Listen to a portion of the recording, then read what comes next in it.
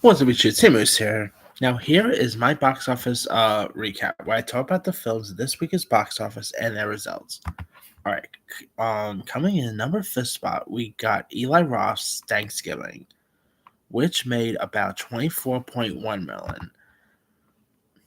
Now, obviously, this was gonna make some good though. Anyway, especially in the second week being Thanksgiving. I can imagine folks who did not really want to spend time with their families, going out to actually watch Thanksgiving on Thanksgiving Day. I was actually thinking of doing that, but I was like, I really want to see this sooner, so I didn't really get to do it on the actual day. But hey, it's still a fun one. Very gory, so I'm glad to see it still hanging there. Doing some pretty good dough.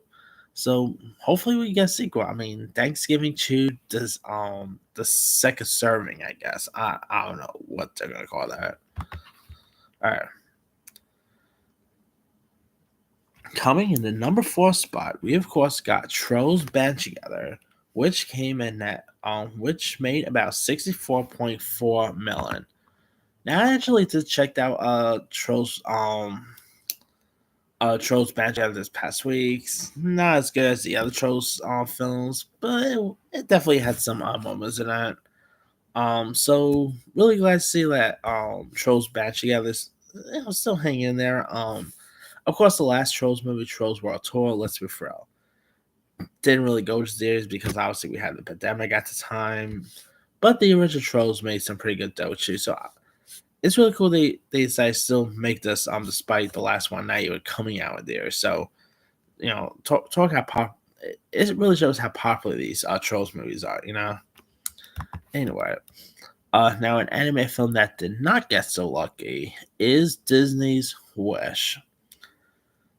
It's sad to say this, despite me enjoying it, even I can't deny that this movie was a flop, making 31.7 million. I mean, disappointing. More disappointing about it is also an original content. It seems like Disney's original stuff. This is exactly why Disney goes ahead and do like iconic IP, like go out and make films like sequels and remake stuff, because when they do original content, people barely go out to support them. And Wish was it. I mean, definitely very original here. Not the best. It isn't the best time to be Disney now. I mean, between this, the Marvels flopping. I mean, it's gonna be interesting to see what's gonna happen with Disney on that line. But I don't think Disney will ever go anywhere. Let's be for real. Uh, but at least let's see, Strange World box office. Um, at least one thing, Wish made more than Strange World did last year, so it has that going for it. But other than that, yeah, it was a complete flop. All right, coming in number two spot, we got Ridley Scott's Napoleon, making 32.5 million, and I admit I was not a fan of this at all. I like Walking Phoenix, which is disappointing that he's literally in two movies this year. I was not a fan of Bo Was Afraid and Napoleon. So, hopefully Joker 2 will will bring it back to our promises. But still, of course, Napoleon did not fare all that well, only making 32.5 million. It sort of makes sense. I mean, not many people are really clamoring to see like a historical epic. Not really many people even.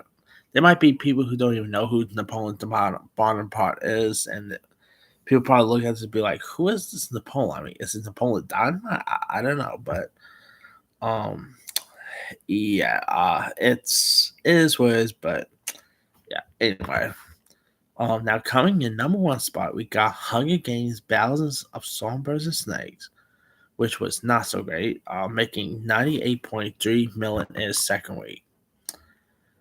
Yeah, I would say it's doing a little better than before, but still losing some money. I mean, I really don't see them ever doing another Songbirds and Snake film. I mean, Not a great week should be the stars of West Side Story, by the way, because of course Wish had Ariana Dibos and Battles of Songbird State had Rachel Zegler, and both of them were on West Side Story from Spielberg. So yeah, but that aside, it it is a shame because I was actually really interested in this new Hunger Games film, but yeah, the movie just itself fell flat. So yeah.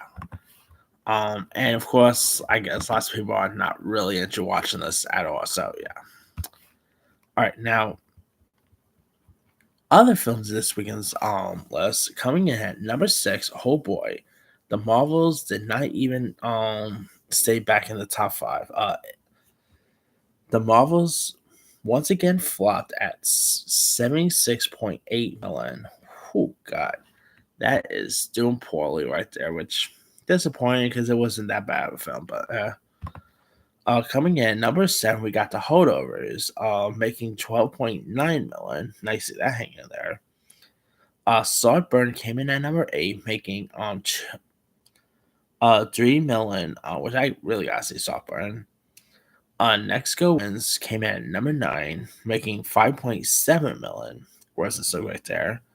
And we of course got Taylor Swift, the Eras Tour, rounding out the top 10, making 178.3 million.